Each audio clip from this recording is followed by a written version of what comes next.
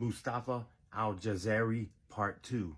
If you haven't seen Part 1, you should probably go and do that before you watch this to better understand it. Now, those of you that have watched it, you're probably wondering why I have this on Prison Awareness Network. So let me go ahead and explain to you. Since Al-Jazari's arrest, they have beat him multiple times. They've got him locked in segregation for over a year. They're blocking him from seeing family, talking to family, using the phone.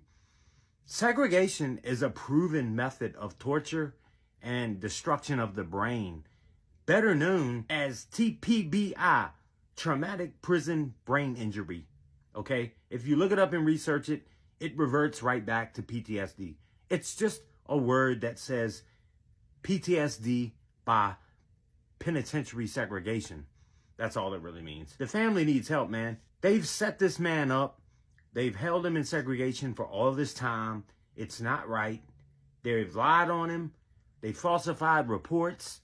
And, you know, something needs to give. They have allowed a civil rights organization to come into the jail and visit him, where they took pictures of his bruises from his beatings that they've given him for no reason. I'm telling this man's story because the family needs help and all the support they can get. I'm about to play another video that better describes what happened, and you can decide for yourself what you think. But this is wrong for them to charge that man with any type of murder, even manslaughter, because he did not mean to do this. Like I said in Part 1, men do not ride cars off into traffic to hurt their girlfriends when they're mad at them. They do other things, and it's proven, man. It's a statistic.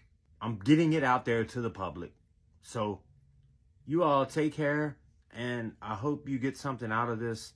After the video plays, go ahead and please shoot me a follow. I appreciate your support.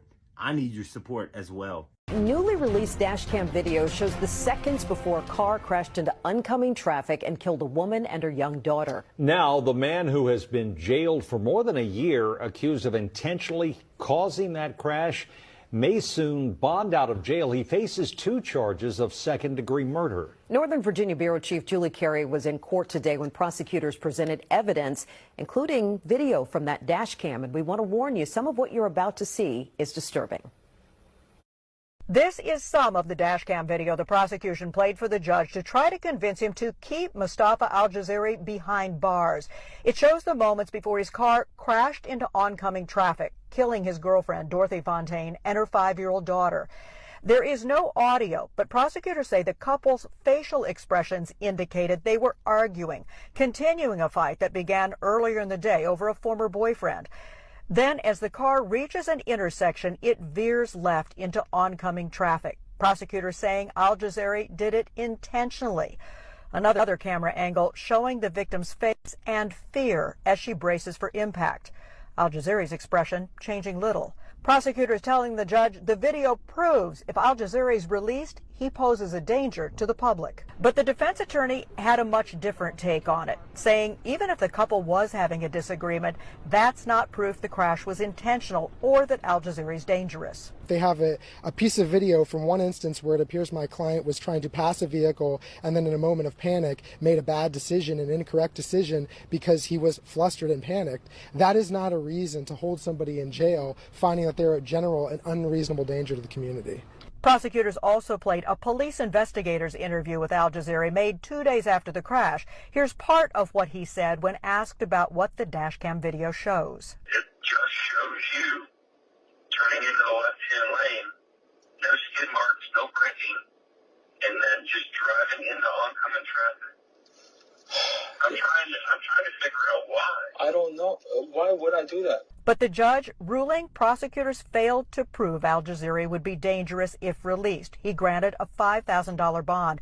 The decision a small victory for Al-Jazari's family, who spent 2 weeks keeping vigil outside the courthouse, complaining he's not been treated fairly. If my brother had a drop of guilt, we would not be here for him. We believe my brother is innocent.